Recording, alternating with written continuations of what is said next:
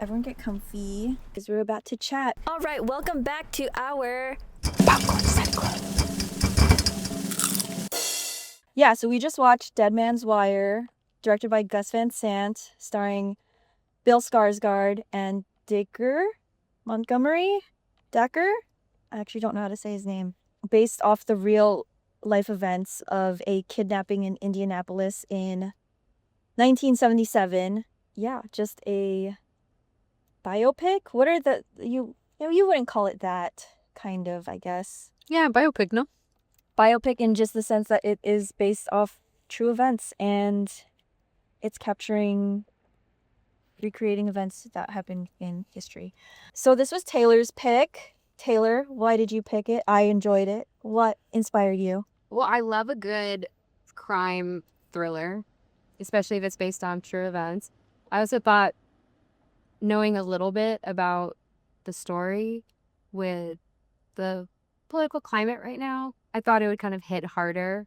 I knew that regardless of the story, it was going to be stylish, good music, it directed well, good acting. So I just felt like it was a guaranteed fun film.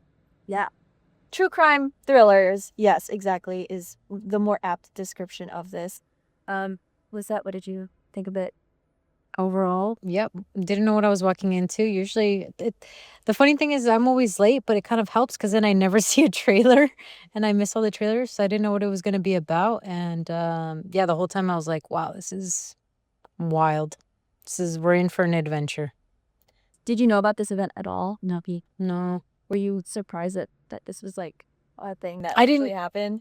I was like, Watching it all happen, you're like, that? at the end when they showed and they showed that it was like a real life event, I was like, holy shit, it actually happened.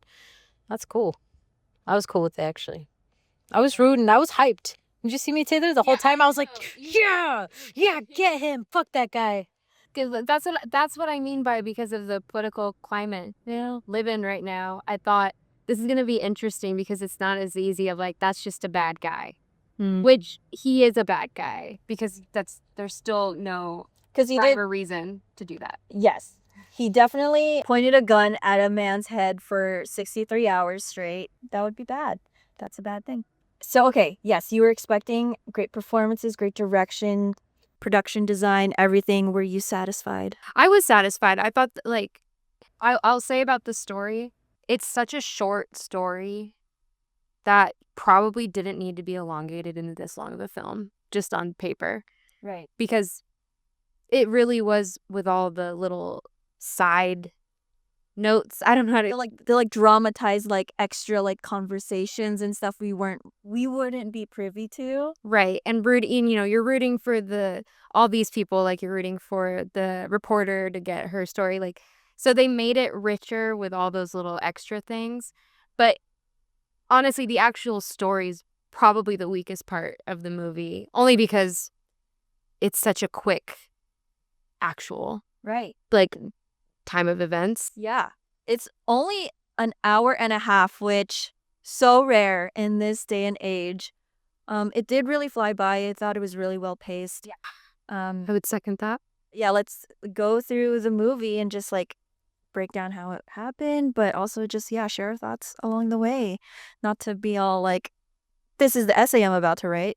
So the movie just kind of starts exactly right at the beginning of what transpired. We have this man, Tony Kuritzis, who his whole thing, it's a little over my head for me to kind of explain it, but it's about he wants to buy this plot of land. There were deals and agreements, contracts drawn up, and he's frustrated that the mortgage company that he's trying to work with kind of defrauds him, I guess, or steals the land from him, according to him. And he tells the story repeatedly to everyone and anyone who will listen to him. So that's the reporters, this radio personality. But he's telling the story. He's very disgruntled. He's very articulate about how he's been wronged by this company. So he's he comes up with this very medieval device, very crazy device of he brings a shotgun and He goes to the mortgage company, tries to like leverage with violence, a way out of this deal. He's been wronged. He wants things to be made correct. He's trying to find this man, ML Hall, who's played by Al Pacino, but we don't see that until later. I didn't even recognize Al Pacino. You're telling me that's Al Pacino? I had no idea that was Al Pacino. I didn't either. Apparently, Cary Elwes is also in this movie, and his son or someone else is produced it, but I didn't see him in it, to my knowledge. So he goes to this mortgage company with a gun, and he's like, I mean business. Let's get this correct because you have fucked me over. But Al Pacino's not there. Instead, his son, who is the president of the company that they work for, is there. So, wrong place, wrong time. He becomes the hostage in this situation. Tony works at a cop bar, I guess. So he's calling the police saying that he has taken this man hostage, and he's demanding an apology. He's demanding his debts to be forgiven. He's demanding immunity. He's a man with a plan. Like, he has a very clear vision of how this is going to go because he, in his heart of hearts, believes that everything he's doing is justified. And I mean, That's what I was going to ask. Do you guys think that you could ever be pushed to the limits like that? which is a question he does kind of pose later in the movie. And I mean, I think I would have the rage of someone who would want to do all this, but like, I don't know if I could. What about you? I'm an angry lady, but I don't think I could point the gun at somebody's head. Although after the dad answers and he's on the call, I'm like, oh, just shoot him now. Fuck it, fucking shoot him. Who cares at this point? He needs a little taste of that medicine. I right away noticed some similarities with Luigi. Oh, yeah, which is like one of the bigger modern or recent. At a more timely time. So to me, this is just knowing that we had that happen, like a year or two? Gosh, yeah. To me, that just shows that this pattern of unrest and wanting justice and feeling like the little people are being taken advantage of has just continued. And so this was 1977 and now it's 2026. And I don't think much has changed. I think actually people have gotten more radicalized since then. So I thought it was interesting to see someone get radicalized like that and see the whole events of it, because right now we don't know how that Luigi case is going to end, right? A big difference, though, is the fact that Tony is friendly with a lot of the police force in this town, and it's kind of comedic the way that he exits the company and like, so he captures Richard Dickey, and his plan is to take him to his apartment, wait it out, get all of his demands met. On the way to the apartment, they are accosted and stopped by reporters and police officers who just happen to see this man walking another man down a street with a shotgun pointed at his back. Wild scene. Yeah. Wild scene. I lived in LA for 7 years and I didn't see it. Like, you'd think, like, I've seen crazy. I just can't imagine you're walking to the grocery store and you just see this man pretty casually, walking down the street with this weird device tied to a man's neck and a shotgun attached to it. And it's snowy. It's February, so in Indianapolis, so it's snowy. The roads are a little slick. You see him, I guess, to also go back to describe the actual like gun itself. There is a wire that connects to the back of it so that Tony is connected to the gun, but obviously there is a wire in the front that Richard is connected to so that the shotgun is right at the base of his neck. He can't really move at all. And so they're just kind of like scooting down the street in lockstep. Like, they need to be moving this way. The roads are slippery. You see him like slip a little bit, or like, it's the tension in just them in that physicality is the physicality of all of those movements just creates a lot of tension without, like, in the midst of all of this, like, kind of comedic. Yeah, definitely humorous way of them like leaving, because then you see like one officer who's like, that dude from the bar surely not. That guy, he gets out, he's like, Tony, let's not be rash here. Everyone's trying to reason with him. And Tony, like, goes on this repeating monologue of, like, hey, like, I'm gonna get what's mine. You guys help me do this, or else this guy's gonna get it. And everyone does band together. They all kind of, like, they negotiate with this terrorist, basically, to save this one man's life, which I do appreciate. I kind of would be like, please just save this man. So yeah, that's a really good set piece at the very beginning of the film that then, like, leads us to the next part. And when all of this is happening is when a reporter, Linda, who's kind of, I guess, like a newer reporter, is trying to get, she's been put on fluff pieces, but she's in the middle of this action and she's claiming it. She's like, I'm gonna be here, I'm gonna be capturing this, and she's there for this entire event and, like, when it plays out. First act getting us there. So then we get to the apartments, which Tony has apparently rigged with bombs. And the police officers, reporters, everyone follows them. And this is, yeah, the whole second act of it is really then, like, about Tony and Richard in this apartment, waiting out for all of, like, his demands to be met. People calling people, law enforcement, reporters, people kind of figuring out how to deal with the coverage of this event. I'm curious if anything like that had happened yet, too. Because, like, in the media and the way they handled broadcasting, if it were newer, or I wish they had alluded to that a bit. Because, yeah, I actually feel like, spoiler for, I guess, later on in the movie, this takes place the same weekend as, like, the Oscars or something. yeah, John Wayne was definitely getting his Lifetime Achievement Award. I think that year he's like, God damn it, fuck John Wayne. Because, like, I definitely know, I was born the weekend of the OJ murders and all of that. And the NBA playoffs were happening. My mom was watching that while she was pregnant with me. So you popped out 2 weeks later, Shortly after. and so, like, I know of that, and sure, it's very far and few between when, like, major crime is, like, takes over a broadcast of, like, a popular cultural lively event that can be, pushed aside when a life is on the line. Now there's like breaking news every single day, and I'm like, there's never like they never do that type of thing anymore.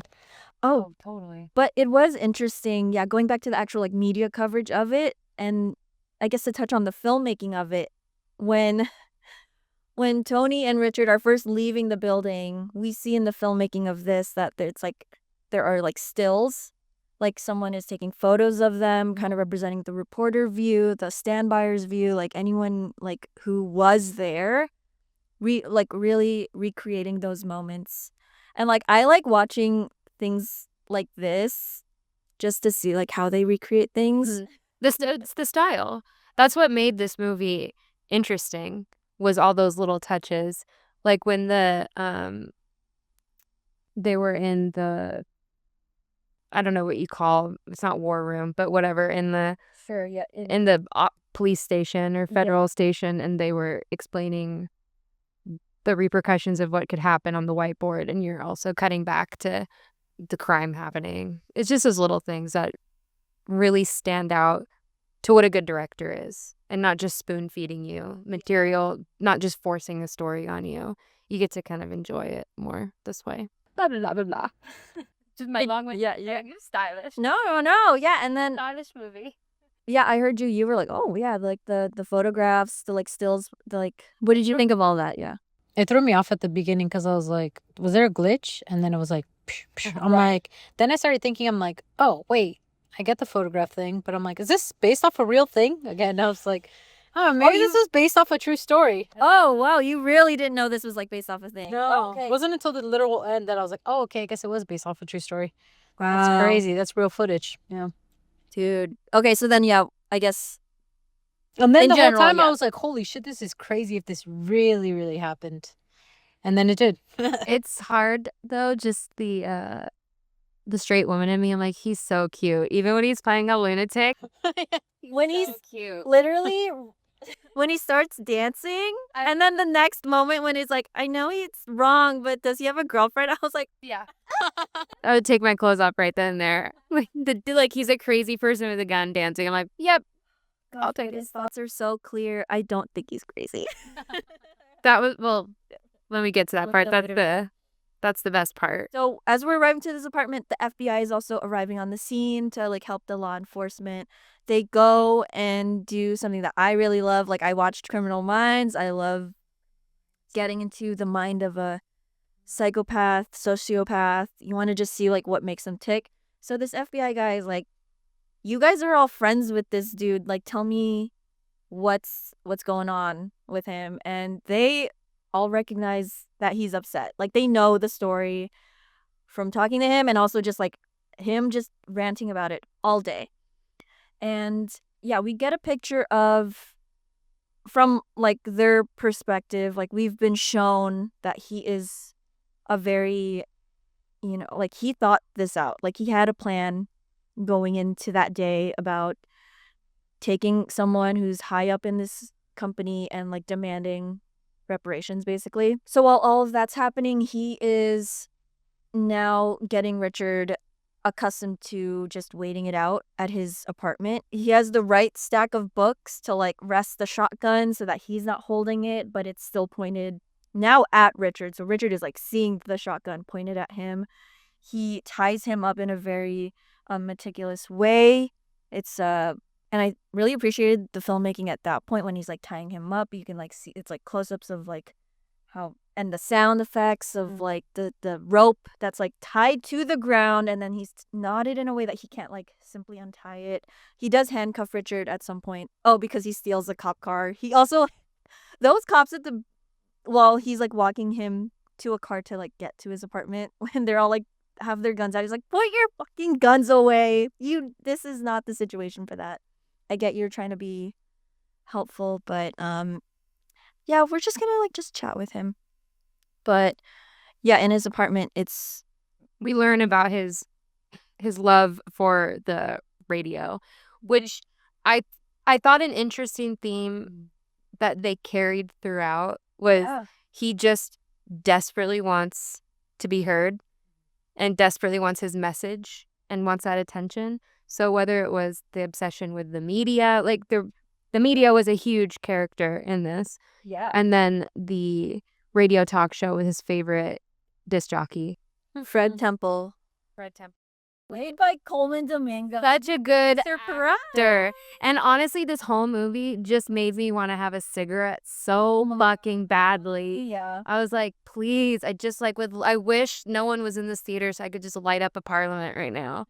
Okay? Like, all I wanted was a cigarette watching this movie. God. With my legs kicked up, going, yep.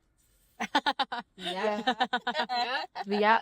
It's literally all I wanted to do throughout the movie. And I felt that energy from you, Lizette. Yeah, it was definitely like, oof. You're like, yes. They're even like giving it to him. There's like one scene where he's like doing it for him, especially like after the call with his dad. He was like, Bro, give me a cigarette. Right basically, now. and he was like, Fuck my dad. Yeah. Tony brings Richard back to his apartment. He's a great host. Honestly, yeah. No, I mean, he knows it's going to be a while to like get his demands met. So he gets Richard set up in a way that, he can't leave. But he'll give him a glass of milk and with ice and like he's extra at ease in his apartment. Like he knows like he has the upper hand. He knows like the police force, everyone is going to be like hanging on to whatever he needs to say because they're negotiating. Like they've entered this negotiation with him already. He and Richard just start, they're chatting. It's just the two of them. They're waiting out police force, the news. They're calling him, talking, and he's listing more demands, listing what he's expecting. And between those moments are when we see Tony and Richard bonding in a way, and that's really where Dacre, gosh, I really hope I'm saying his name right, like starts to shine more as Richard because, he's just a man who's literally like this the entire day, Ugh, entire time. my neck hurt watching him the whole time too. I was like, Even at the end, like even after all of the things when he's been freed, he's like he's like so hunched over from just like that Yeah. position. Yeah. Thoughts? Were you gonna say something? No. that actor did such an incredible job too, because I only know him from playing the brother in Stranger Things, and I thought, whoa, they really made him look so like unattractive. Like you Yeah. pity him, but you also don't really like him. That's Yeah. how I felt. Like I didn't care as much for the hostage, which I'm guessing was intentional.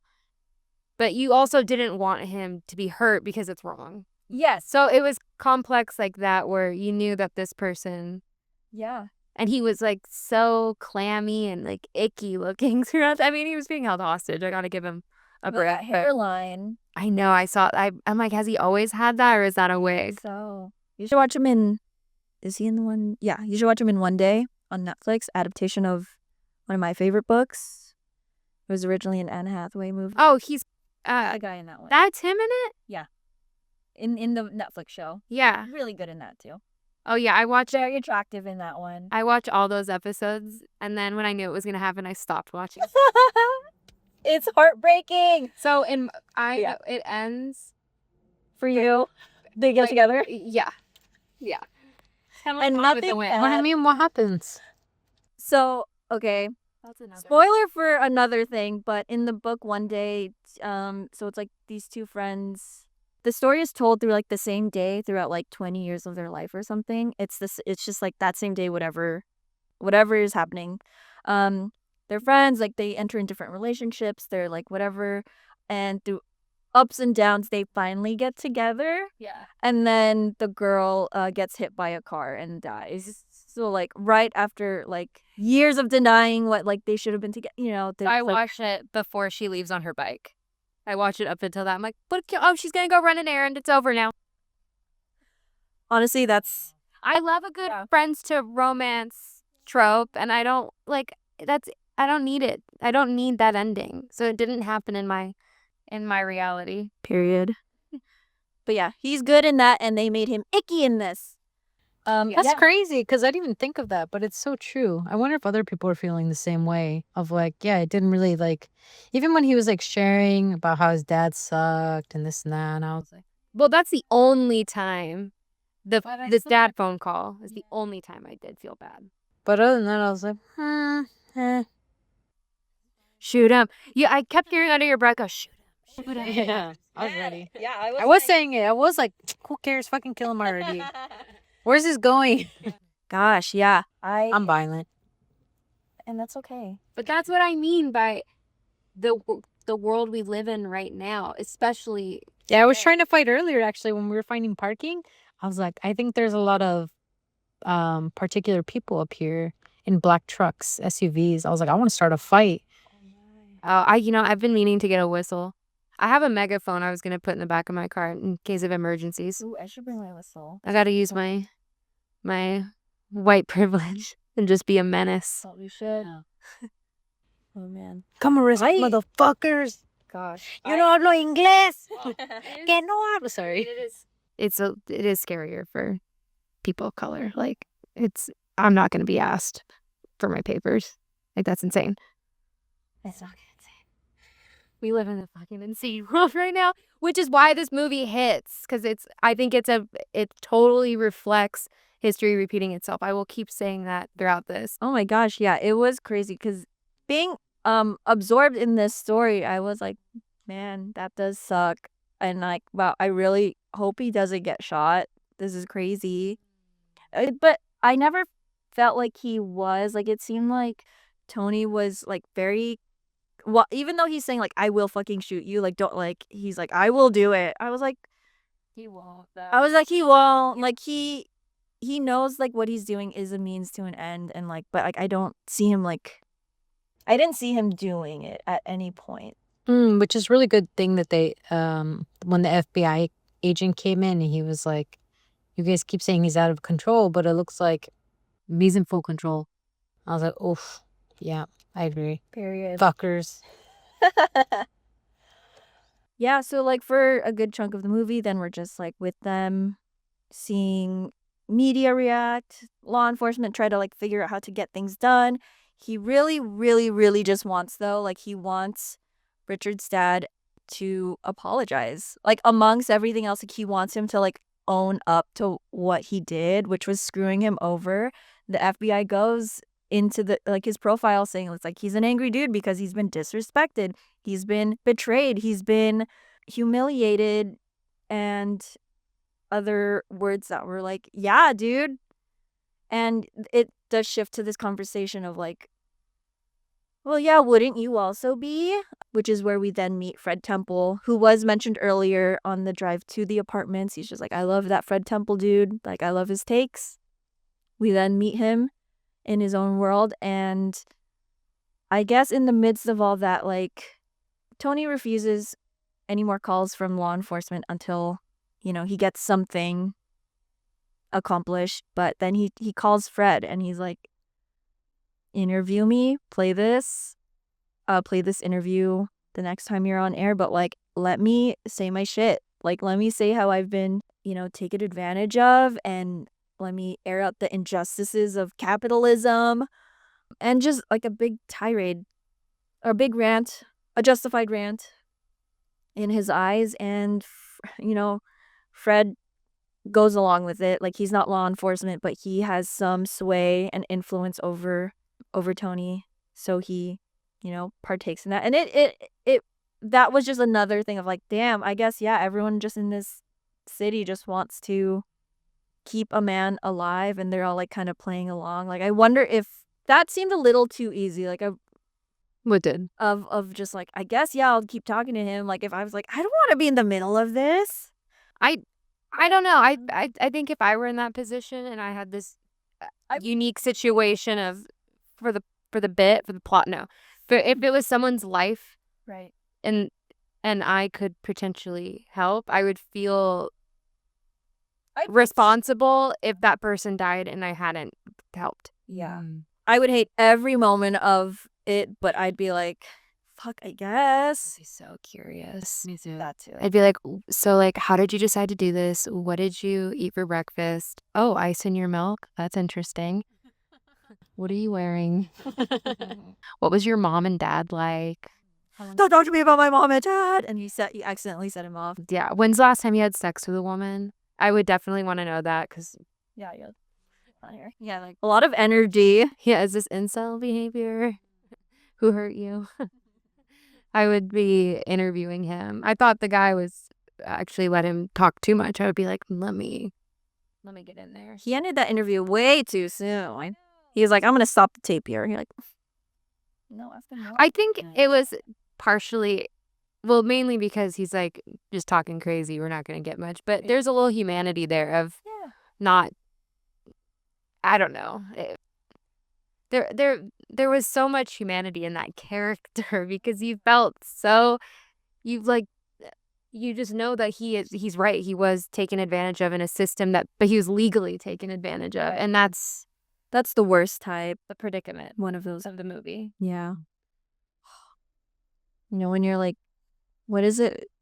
Technically correct? Or like you're like more like, it's like, yeah, but it's like that's the best. Or like, yeah, it's the best type of way. This is like being like legally, it's like there's just so much red tape and you're just like, fuck, just correct it. Like an apology is nice, but then you're like, but like, yeah, I guess putting a gun to someone's head to be like, get this paperwork drawn, fix this shit, like notarize it, and let's get this actually done. Is the way to do it. Okay. He didn't even get a real apology. Well, this is my favorite part of the movie. Right. Yeah. So then Skip ahead. No, we're here. Okay, We're there. Next. we at. So everyone's making calls. People be calling people, and then eventually. So the whole thing is that Al Pacino, he wasn't in the office. He was in Florida. On vacation. So they eventually get him on the phone so that he can talk to his son, check in on him, make sure like he's alive and like doing okay. And this is where, we meet this man who who has wronged Tony. And now his son. his son, as we see, he is a bad man. He is a bad man because on this phone call he's talking with Richard, and Richard's, assuring him like that Tony's a good host. Obviously he's saying that because he's right over his shoulder. And honestly, ML did clock it. He's like, is that Stockholm syndrome kicking in? Which is also just like not a thing because that's a survival thing. Anyway, he's concerned for his son, but he knows he's on a recorded call. He knows that, any admittance of guilt or wrongdoing or whatever is bad for business, bad for him, blah, blah, blah. But, Richard's like, hey, like, I think if you talk to Tony, who is right here next to me, like, he has been letting me rest. He's been, to the best of his abilities and in best of this situation, like, I am okay.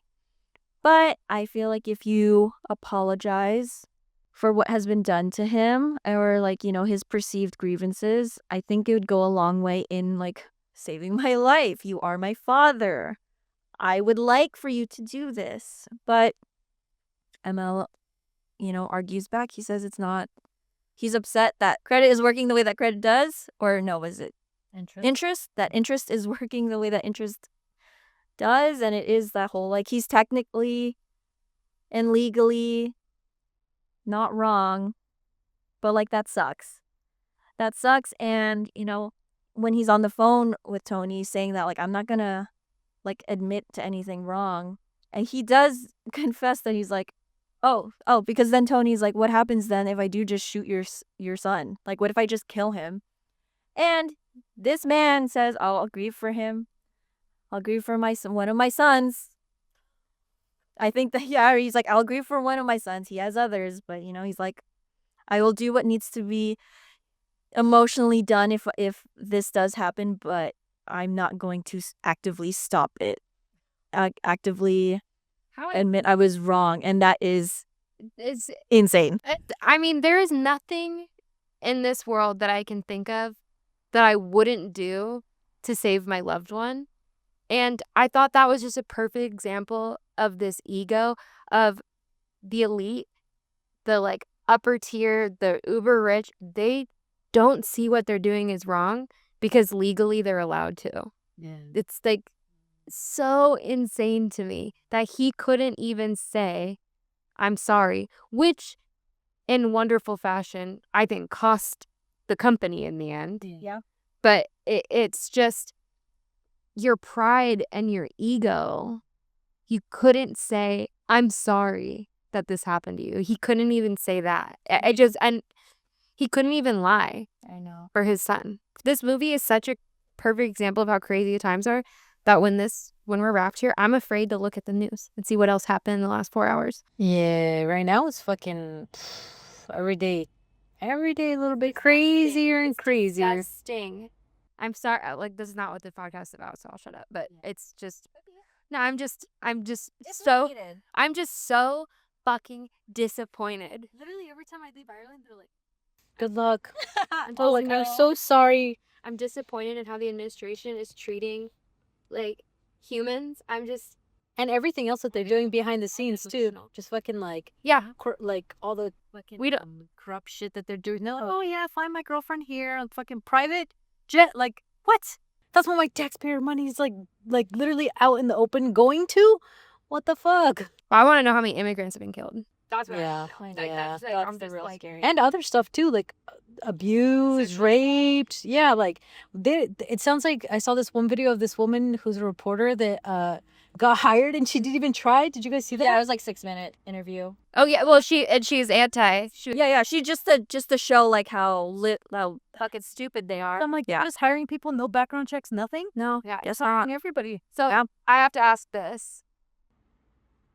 There's still a little bit more in the movie we could chat about, obviously, but do you think that if the times weren't like this, you would think differently of the characters? I think I would still be like, fuck that. You'd still feel, I mean, we're children of 9/11. Like, we are, like, our world has never, like, for the most part, been relaxed. Right. We've always, I feel like, been in fight or flight.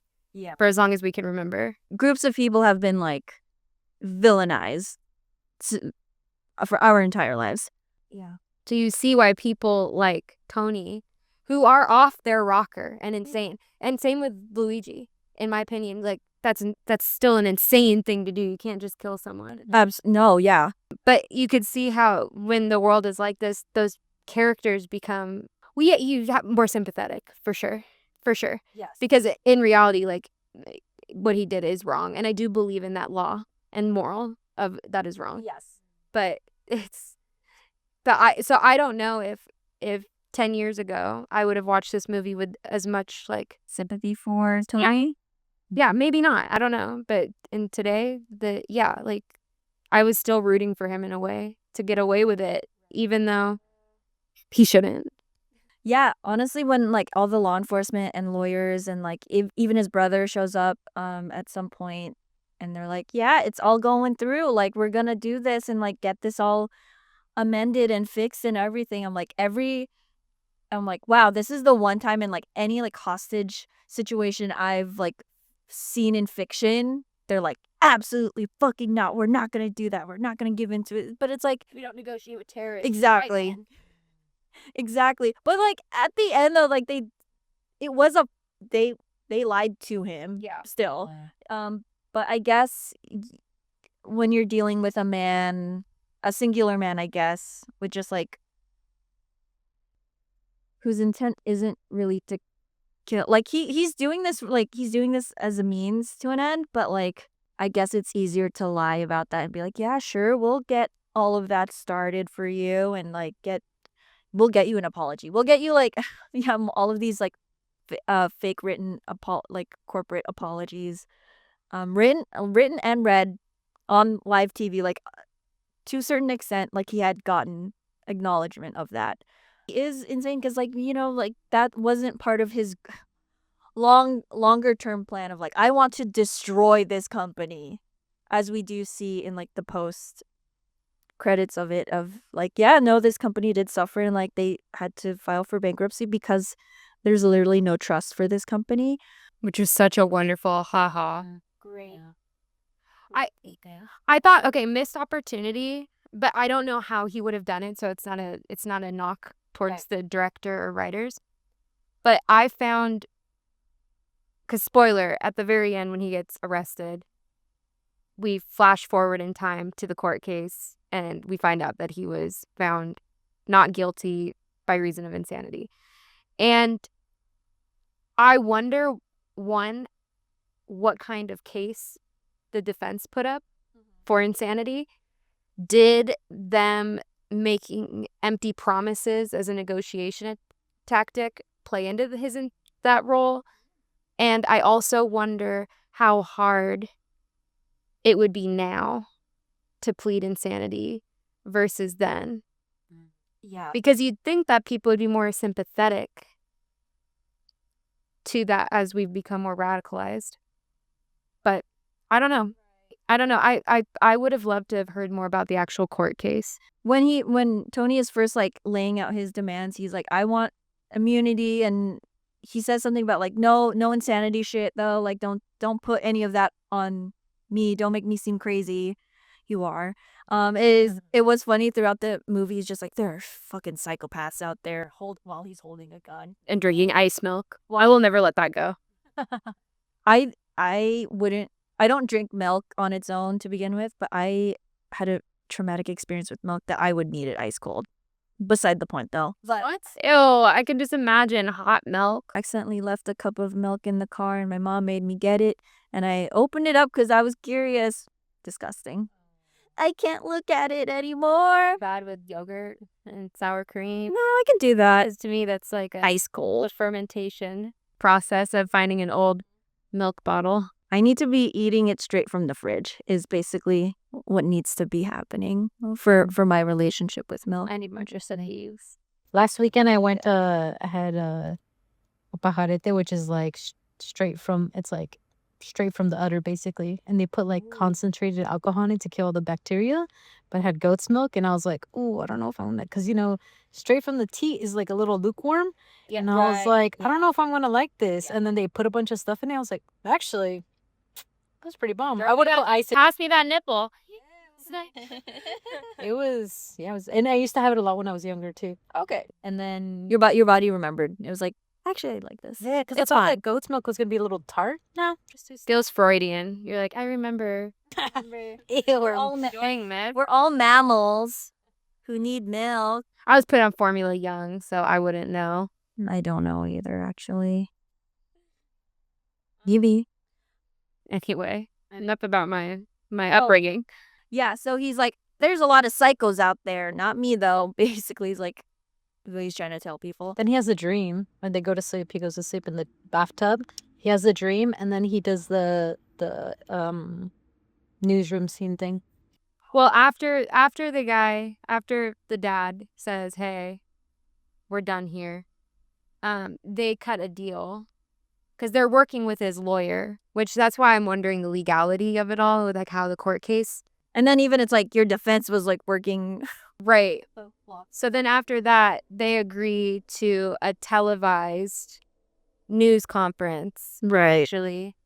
And that's when we learned that it was happening on the same day as the Oscars when John Wayne was getting his Lifetime achievement. So he goes down to the press, and the press conference is kind of hilarious. Where he's like, "Can I get water? Can somebody?" And they're like feeding him water. It's kind of like, I felt like everything that was ridiculous about it, I was like, that is crazy. There, like, I can't imagine that happening. And at the end, they literally show every single part that I felt like was like crazy ridiculous. It was funnier in real life. The actual footage they showed was funnier. Yeah. yeah, the guy seemed crazier in the footage for sure. But he was like, oh, sorry, I'm in your shot. I'm like, oh, well, yeah. He respects the craft. I was like, sorry, I'm in your single or something. Do you think that they would do that for us if we were in that position? Like, we're not a rich man's son. If we were being held hostage like that? Oh, ooh. No, because we wouldn't. Yeah, we're to get blitzed. Yeah, we wouldn't be someone worth like negotiating over. Like we don't have value. Right. Like there's no financial value in keeping us alive or not. Like we would be made examples of. We would be just like fodder, I guess. So do you think they took that into consideration with like how they handled the press conference and they're like, this person is valuable, we can't, like, do you think they let Tony run the show a bit more because of who the person was held hostage? Yeah, I think so. I think also just like their personal relationship to him like also does play a factor. Like if he was a stranger to, I think it plays less of a factor than like who the hostage is. Like if it was like just some dude who like they've never met, they'd still be like, oh, this is some guy, this is like a rich dude's son. Yeah. Though. But also like it probably depends on like who the guy, like his negotiating tactics are, I guess, and like God. is ingenious with weapons. Oh, because also he said he had the entire building like rigged up with bombs. So We really knows. exactly, like he was saying he was bluffing a lot, or maybe not.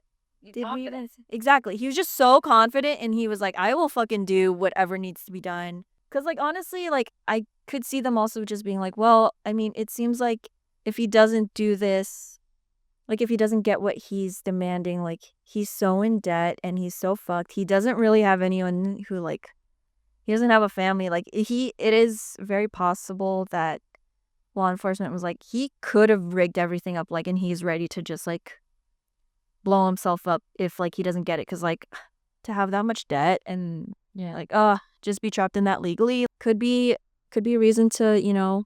I think they handled it how they should, by the way. I just wonder if they would have handled that for everyone. Oh.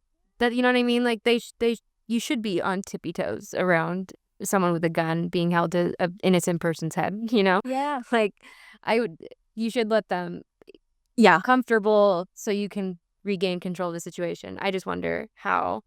I don't think they would do that for me. They'd be like, sorry, let this bitch die. Bye. See. She offers nothing to society. She's what is it like? I have 27. I have no money, no prospect. Oh, no. We're older than that now. Fuck. From Pride and Prejudice. I have no money, no prospects. Burden to my parents. I should watch that movie. It's so good. I watched it in theaters for the first time. Oh. Recently when it was like, Your nightly one? yeah, when it was back for the 20th, 25th, 50th? One of the anniversaries. Yeah. We're not Whoa. that 50th. It was from 2005, I think. So 20th would make 20th. sense. Yeah. So good. The Colin Firth one's the best. In my I need to watch opinion. that. That's the mini series. It's 5 hours, 5 or 6 hours. It's so good. But the new one or newer one was good. And that's an adaptation I'll watch over and over again.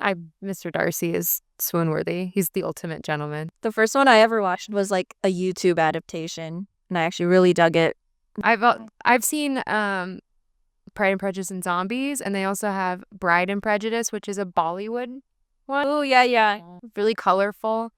Okay. Oh my gosh. I don't know who I was having this conversation with. Oh, it was my sisters, but now I remember. I hate when people use the word casted. It's not a thing. Not a thing. So I was watching this reel. I was trying to remember what the reel was about because I was like, I agree with this totally, except for I don't want to like it because this person used the word casted in their caption. But it was like What? what's the priest guy in? Oh, sorry, in Emma. Oh, and Emma, I can't remember his name, What? but the Gwyneth Paltrow adaptation or Any of them. The point was that Mr. Collins, every guy who has been casted as Mr. Collins has been perfect, and I was like, I agree. Josh O'Connor was Mr. Collins in the Anya Taylor-Joy one. Perfect. And casted is not the right. It's cast. It's cast. Just FYI in the future. Holy shit! I had no idea. We've been meaning to talk to you about that. I say that all the time. Yeah, we've talked about it behind your back. We're like, this is so embarrassing. What's she gonna say? Geese English is instead my of geese? second language. And you know what? That's more languages than I can speak. Shh. Now it's my first for sure. Okay, wait. Where are we? Well, no, I think we were just wrapping up the end. Oh yeah. That press conference. Great scene. Great scene. Great scene. Probably the best scene. Yeah. So In the top phone call with the dad. I know. I also really like the nightmare scene. That one. Yeah, that one got you. I felt that. Oh, that's not real. Damn. Yeah. Blood. I think. Yeah. So you really were. Yeah. So at night, Yeah, you were like, fuck, I'm gonna take a gun and go fuck someone up. someone be shot by someone. As another sign of his great hosting abilities, he takes the wire off of Richard and lets him sleep in the bathtub at night. Then in the morning, sets him back up. Richard is the beauty and Tony is the beast. Then they kiss. Honestly, Gus Van Sant makes a lot of queer films. There was some slant to it. Maybe those older guys were watching that movie. I'm telling you. I was like, that's a date. So what did everyone think of the movie? I dug it. I liked the Give your stars. the cinematography of it. I thought the performances were great. It was a tight 90. Yeah. Loved it. Yeah. I will say some of the shots, just because of like the lighting of it, kind of looked like the way AI looks like. Did anyone kind of see? I didn't notice It it, was but I like- could see it now. Yeah, it was like some of like the contrast and like the lighting on their faces were like really harsh, but like it was really sharp. It just looked like it's still like We're not accusing them of AI. not. Oh shit.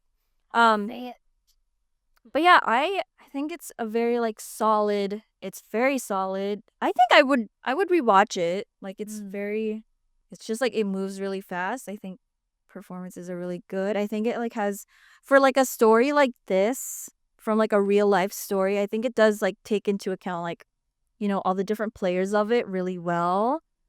Law enforcement, poor Fred Temple brought into this, reporters, all of that, like a city that was just taken by this event. Just like it didn't like wow me though, but I would say like 3.5. That's a 4.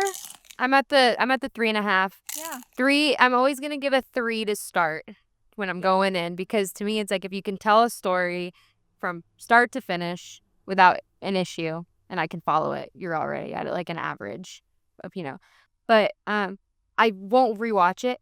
But I think if you're a filmmaker or a new writer, I think it's a valuable movie to watch to see pacing and to see how to take a tight story and expand on it a bit. And from a director view, you could get a lot out of it. I think with this style, it's worth watching for that. That's just not something as a writer, I have other movies that handle pace that I could go back to and rewatch. This one wouldn't be on it, but I thought it did a great job. I thought the acting was great. I thought the cinematography was great. I thought the music was excellent. That's really good. I liked the style of the photos. I was waiting for them to show the real footage, and I was glad we got it when we got it. Yeah, so I give it 3.5. I am also in the 3.5 boat. 3.5. I liked it. Thought it was really good. I like the blocking a lot. But more for the blood. I think I was out for blood. It was a perfect movie for the perfect time for me.